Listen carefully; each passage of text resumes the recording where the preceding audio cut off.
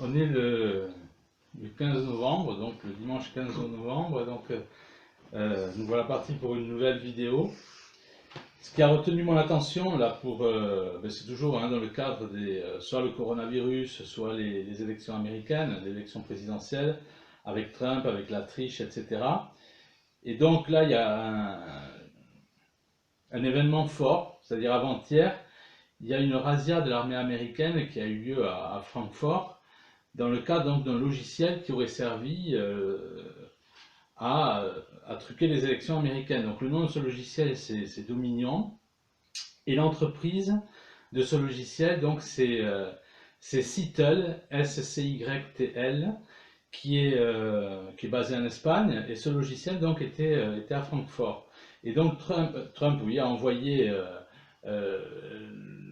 du personnel, on va dire, de l'armée, de la police, enfin, de l'armée américaine. Il y a eu une coopération avec l'armée allemande, visiblement. Et donc, ils se sont rendus compte que cette entreprise espagnole donc, qui a installé ce serveur dans le cadre donc, des votes à distance pour l'élection présidentielle donc, aux États-Unis, mais tout simplement truquer les votes en faveur de Biden. Donc il s'agit d'un gros coup, il y a déjà eu des arrestations.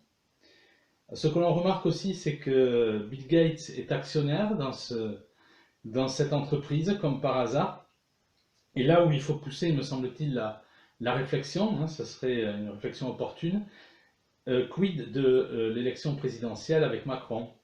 C'est-à-dire que lorsqu'on creuse un peu, on se rend compte que Cytl, donc, qui s'occupe des votes à distance, aurait pu aussi bien truquer d'autres élections. Les élections américaines n'auraient pas été on va dire, le seul mensonge électoral. Et donc, moi, ce qui avait déjà attiré mon attention à l'époque de Macron, c'est que la franc-maçonnerie qui agit avec la numérologie, puisque j'ai écrit un livre là-dessus, on remarque avec Macron, donc, quand il y a les élections, qu'elles se déroulent le 23. 23, oui, c'est un chiffre fort pour les francs-maçons, l'élite maçonnique, comme titre que 11, 13, 33, il y a aussi 23 et 666. Donc ce sont ces nombres qui sont des nombres forts pour les talmudistes. Les élections donc, en France se déroulent le 23 avril. Les candidats qui arrivent en tête au premier tour, donc il y en a deux, ils sont annoncés dès 20h avec 23%. Donc il y a une répétition. Et on constate aussi que les tableaux d'affichage pour les deux personnes arrivées en tête, Macron et Le Pen pour ne pas les nommer, avaient le panneau d'affichage, chacun le 2, enfin pour un, et le numéro 3. Une répétition du nombre 23. Et ce qui avait attiré mon attention aussi, c'est qu'un candidat qui arrive avec même 10% à une élection présidentielle, on voit, je dirais, il y a un reflet dans la réalité, dans la rue.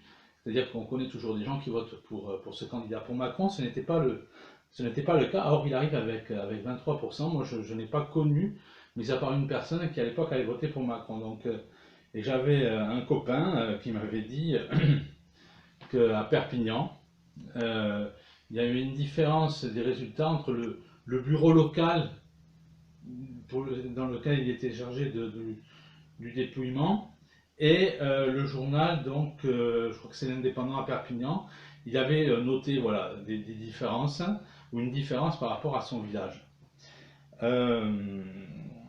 En tout cas, voilà, la question qu'il faut se poser, c'est est-ce que Dominion aurait pu agir dans l'élection de Macron, tout simplement, ce qui donnerait je dirais, toute réflexion pour une usurpation de pouvoir aussi en France par un dictateur, tout simplement. On sait très bien, ça je le répète à chaque fois, que nous avons affaire à des gens qui sont des révolutionnaires, qui ne veulent absolument pas laisser le pouvoir à la vérité, à des candidats qui seraient des candidats du peuple.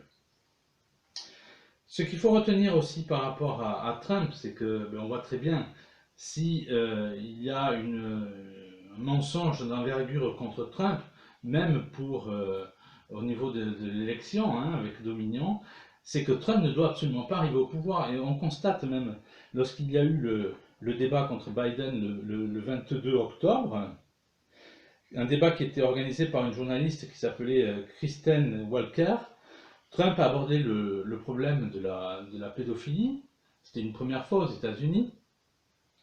Et À ce moment-là, la journaliste lui a coupé la parole à maintes reprises, ne voulait pas le laisser parler. Et Biden n'est absolument pas intervenu là-dessus. Donc, on sait que Trump intervient, ça je l'ai dit maintes fois dans des articles sur mon site. Alors, il y a toujours des gens qui ne sont pas contents, ils disent ah oui mais Trump blablabla, parce qu'il relève un détail pour lequel ils n'ont absolument pas creusé le dossier. Mais moi je constate que Trump c'est le seul qui fait, euh, qui lutte véritablement contre le mal absolu qui est la pédophilie et le pédosatanisme. Et il porte ça au grand jour. Et on va le voir encore avec le second mandat, puisqu'il sera élu. Donc on est dans une logique à l'heure actuelle qui est une logique de dictature mondiale, où Trump est à travers le chemin des mondialistes, et les mondialistes veulent à tout prix les dégager. Et c'est ce qu'on voit encore avec le confinement. Ça fait partie d'une première étape pour arriver au transhumanisme, tout simplement, où l'homme ne sera plus libre. Et donc, on en est pour l'instant au confinement, au port du masque. On va vouloir imposer la vaccination et ensuite on va arriver avec la vaccination, ce qu'on appelle au micropuçage, à la monnaie numérique, au traçage humain, à l'interface numérique et enfin au transhumanisme. Donc, on est bien là encore une fois dans un projet qui est sataniste. Et quand je le disais plusieurs années avant qu'on était dirigé par une élite sataniste avec des rituels satanistes, il y avait toujours des personnes qui étaient là sans argument, mais pour douter au mieux, ou alors pour rire. Et le résultat est là. Aujourd'hui, ce que j'écrivais donc il y a déjà plus de 10 ans se réalise aujourd'hui. Je ne suis pas le seul à avoir dit des vérités en avance, il y en a bien d'autres. Mais en tout cas, voilà, le fait est là, c'est qu'aujourd'hui on lutte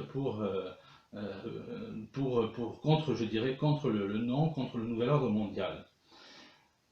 Avec Trump, on a une chance, c'est que moi qui ai 50 ans, j'ai vu pendant 50 ans un pouvoir qui a été dirigé par les mêmes, c'est-à-dire depuis le maréchal Pétain, c'est-à-dire les mêmes gueules de cons, pour parler un peu d'une manière un peu grossière, mais en fait c'est pour exprimer le ressenti que j'ai, c'est-à-dire le ras-le-bol de voir ces mêmes politiciens véreux, satanistes, c'est pénible, c'est de grandir avec ces gens-là, c'est insupportable véritablement.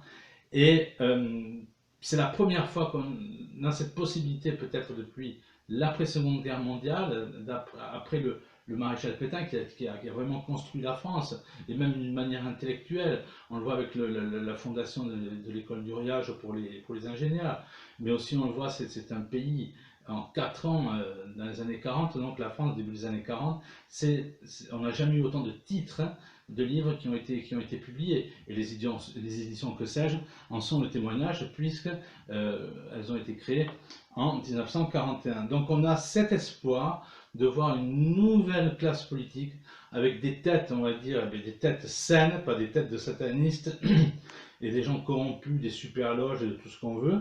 C'est-à-dire véritablement une autre manière de faire de la politique, une politique tout simplement nationale et chrétienne.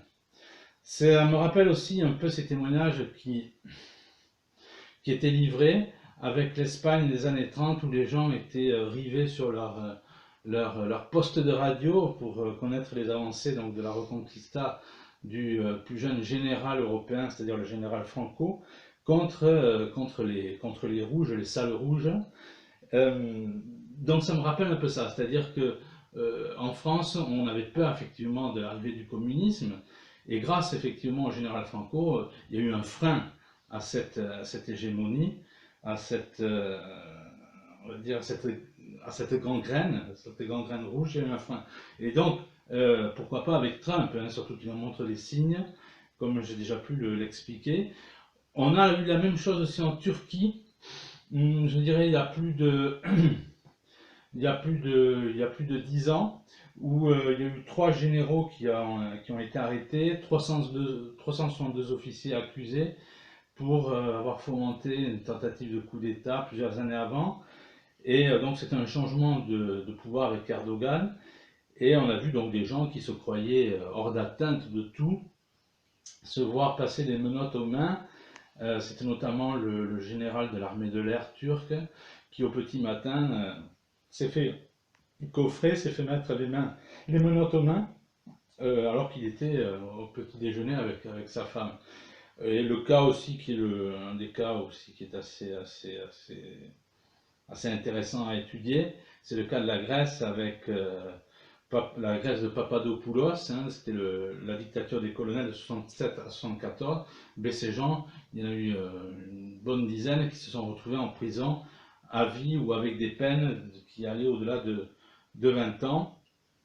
C'est-à-dire qu'aucun pouvoir, aucun mensonge n'est éternel. Quand le pouvoir est basé sur le mensonge, ça ne tient pas. Ça ne tient pas. Et pourquoi je parle de la Grèce? Parce que c'était des colonels, même s'ils ont eu une politique à dans le sens de la chrétienté, etc., c'était des gens qui étaient quand même soutenus par les loges maçonniques, une certaine catégorie de loges maçonniques. Donc il y avait un pouvoir maçonnique qui était en opération là-bas, et ça c'est dans le prochain Super Loge numéro 4 qui sort, dont la traduction sort en janvier, et où j'explique tout ça. Pour bien démontrer aussi cette dictature hein, qu'on est en train de vivre, c'est, comme on l'appelle en Allemagne, Madame M, qui emboîte le pas contre les, parce qu'effectivement ça gêne, contre les dissidents, contre les théoriciens du complot, hein, c'est pour ce qu'ils appellent comme ça, en France ou ailleurs, les théoriciens du complot. Donc elle menaçait de 5 ans d'emprisonnement, enfin, c'était un vœu qu'elle avait. Donc on voit véritablement que ces gens-là sont gênés, à tel point même que c'est un député, bon j'aurais pu relever le nom mais je ne l'ai pas fait parce que pour les putains de la République je ne vois pas l'intérêt de donner les noms, mais il disait donc, c'était un député du sud-est de la France, qu'il fallait, par rapport dans le cadre de ce terrorisme, des attentats de Nice, où il fallait, l'attentat de Nice, pardon, où il fallait créer ou construire des centres de terrorisme. Alors la logique c'est quoi? Parce que ces gens-là, on les connaît très bien, c'est pas de mettre des terroristes, parce qu'on sait très bien, ça j'ai maintes fois aussi dénoncé dans les vidéos, le terrorisme complètement fabriqué, le terrorisme islamiste n'est pas entre les mains des islamistes, et j'ai souvent mentionné, enfin, dans le cadre des superloges, Larry Fink, qui était le plus grand financier de Daesh et d'ISIS. En fait, ce qui se passe, c'est qu'on va faire des faux attentats avec un musulman qu'on aura tué au préalable ou sur le champ, et des agents, certainement de services secrets étrangers, donc monte ça, tue pour parler de manière un peu abrupte, un homme donc d'origine maghrébine ou arabe, et pour lui faire sortir, porter le chapeau, en disant voilà c'est un terroriste musulman qui a fait ça. C'est un terrorisme qui est fabriqué dans une logique où on va dire voilà il y a du terrorisme et il faut mettre en prison donc ou dans les camps ces gens-là, et ça sera pour y mettre effectivement pas du tout les terroristes, puisqu'ils seront morts, parce qu'on le constate bien, chaque fois les terroristes sont tués. C'est une logique où on crée du terrorisme, un faux terrorisme, pour mettre des vrais prisonniers. Les vrais prisonniers, ce sont qui? Les rebelles au système, les anti-coronavirus, ceux qui disent que le coronavirus n'existe pas, ceux qui s'insurgent véritablement. Cette classe politique, alors c'est un fait aussi marquant qui m'a interpellé, qui résume bien ce qu'est cette classe politique, je l'ai toujours dit, qui est sataniste. Mais on en revient un peu à l'histoire du tunnel du Gothard, ça a été levé par une chaîne sur le net, qui est une chaîne de télévision allemande, qui s'appelle Klar.tv. Le Gothard, donc ils expliquent que le Gothard, c'est le plus long tunnel, non, la plus longue voie ferrée dans un tunnel. Voilà, c'est le plus long tunnel pour voie ferrée, je ne sais pas comment on peut le dire.